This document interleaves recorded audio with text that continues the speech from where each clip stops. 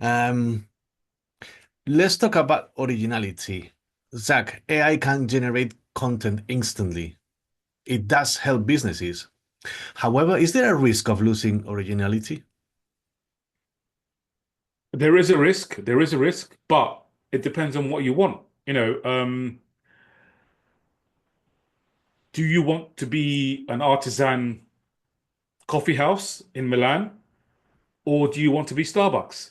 I think both are allowed to exist. It's about what you want. I think ultimately the human factor will use AI as a tool for speed, for technology, for getting answers quicker than we perhaps would have had to wait before. So I think, I don't know, in my younger days, I used to see people using a manual drill to try and drive a hole in the wall. And then along came Black and Decker with the electric drill. And I see AI as the electric drill for solutions. So I don't think it's going to affect originality. I think we will always be creative. We are creatives as humans. It's important to our soul, to our hearts, to our minds. But AI allows us to implement things much quicker, to get answers much quicker, and to decide to make decisions much quicker. Because we may decide, I don't like that. I do like this. I don't like that. That's not great. Um, I think the ability to make decisions quicker is a huge, huge resource for all of us. Um, and I think decision making is obviously massive in life and our happiness and our success. So, um, yeah, I think it's just quicker, faster, gets us to our destination quicker. And that can only be a good thing, in my opinion, because it allows you to hack away. I think Bruce Lee famously said, hack away the unnecessary, hack away the unnecessary. And this allows us to hack away the unnecessary. Thank you, Zach. So you're saying that basically AI is the tool and the humans are the actual creators, are the ones that are having the input onto what the creative process is going to be. Yeah, listen, we can all make cheeseburgers, but we can make McDonald's cheeseburgers or we can make Gordon Ramsay cheeseburgers. It's your burger at the end of the day. What do you want to create?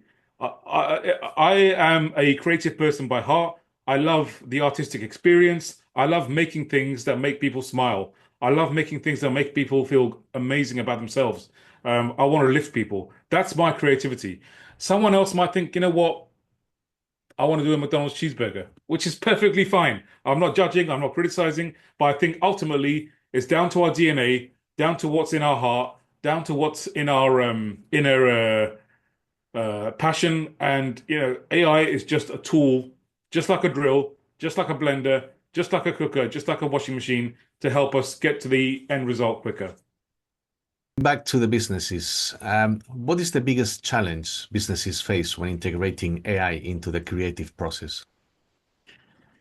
I think the biggest challenge is fear amongst incumbent management, leadership, who perhaps feel threatened or they don't know what it represents or they see it as purely a negative. I think fear is a wasted emotion. Any decisions we make as humans based on fear are usually not in our interests. I think whether you're talking about Orville and Wilbur Wright when their first flight in Kitty Hawk when they invented the first aircraft, whether you're talking about Henry Ford inventing a car in a world that was dominated by horse-drawn carriages, whether you're talking about Marconi inventing the radio waves, radio signals, the TV, everyone was fearful at the time. Microwave ovens.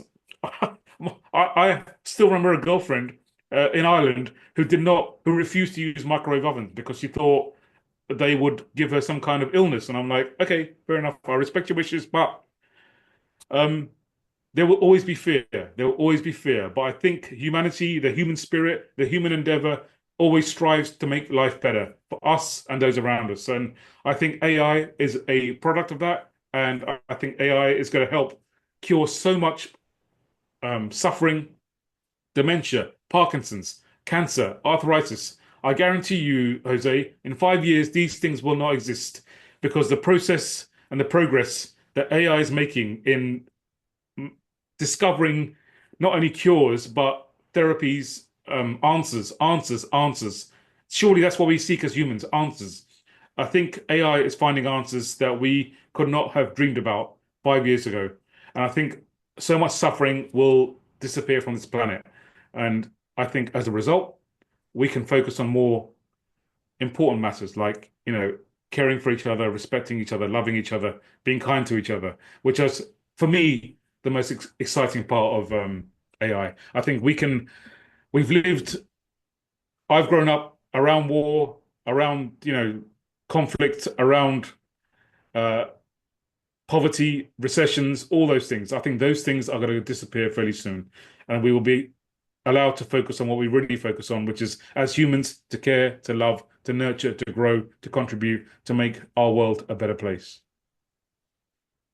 Thank you, Zach. Um, do you believe that right now the AI and at this point it has a similarity when the internet started? Everybody was fearing the internet. The internet was a big thing. It was like something to fear about, and it has become integrated in our lives on everyday things. Is AI at the same point, do you think? 100% agree with you. Yeah, absolutely. We are at the threshold of a new wave. And guess what? Everyone is invited to surf this wave. Everyone is invited. Everyone is welcome.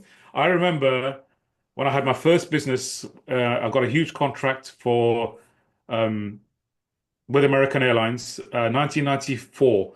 And I remember my boss saying to me at the time about email. And for me, email was like this weird concept, like what's email? It felt so um, something from another world. I was used to posting letters, posting postcards, receiving the postman coming in to my front door with a parcel. Email was like, wow, what's this thing? What's this thing? And obviously now that probably sounds ridiculous because email now is part of life. So, and then obviously AOL, modems, dial-up broadband, hearing those funny noises when you try to connect to the internet. It was again a huge, huge thrill at the time. Oh my God, I've got AOL, you've got mail. I was like, wow, isn't that amazing? So yes, I think we are at a moment, and I don't think anyone knows what the next 5, 10 years is going to bring because we are at the moment of the great unknown. We know we have this huge power called AI, this huge technology, which I know is going to fix a lot of things. Um, and but I don't know what the consequences are going to be of those things being fixed. So I don't know 5 years from now what the world is going to look like. 5 years ago, strangely enough, was COVID lockdown, and that world seems such a distant world now. It feels like a completely different lifetime. The whole world coming to a standstill. You couldn't travel, you couldn't go out, you had to wear a mask, you couldn't socialize, you were restricted, you were in lockdown. That feels so remote now. So I don't know what the next 5 years is going to bring, but I know it's going to be good. It's going to be positive. It's going to be empowering. I do suspect we're going to see a lot less bad stuff and a lot more good stuff. I'm optimistic. I'm optimistic, Jose. Yes, I agree. I want to be optimistic as well. Um, what is the downside or what is the bad thing about AI? Is there anything that is bad, or is it all a fairy tale? In my opinion, again, AI is a tool. We are humans. Humans can become lazy. That's the first thing. I still despair when I'm out walking and I see so many people on their phones glued to their screens on social media probably, and I think, you know what? I just think there's a world around you. Look at it. Look at nature. Look at people. Look at life. Smile at people. Interact with people. One of the greatest gifts I got in Ireland when I was living in Ireland for 11 years was people would come up to you and say, hello, how are you? And it's such a joy having that human interaction. And I think people are getting lost in technology too much to their own detriment. So I think there's that side of things. And also, there will always be bad actors on the stage.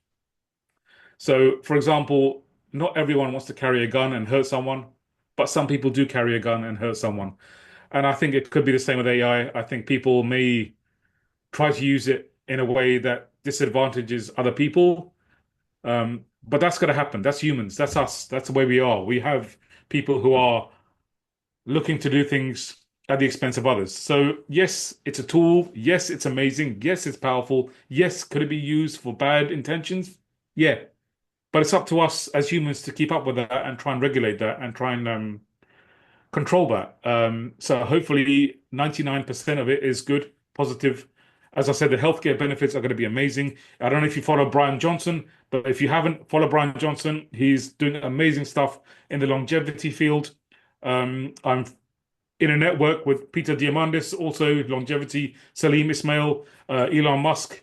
There is amazing stuff coming on stream, amazing stuff. People who were blind before are able to see.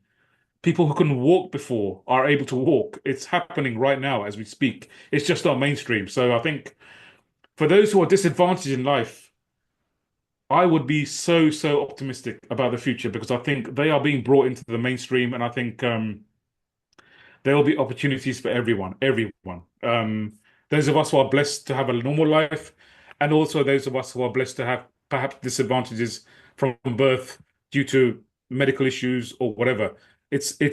We are all going to be equalized. It's coming on very soon. And I think an equal humanity means less war, less pain, less conflict, less envy, and more love, more abundance, and putting our arms around each other and saying, you know what? What's happening tomorrow? What can we look forward to tomorrow?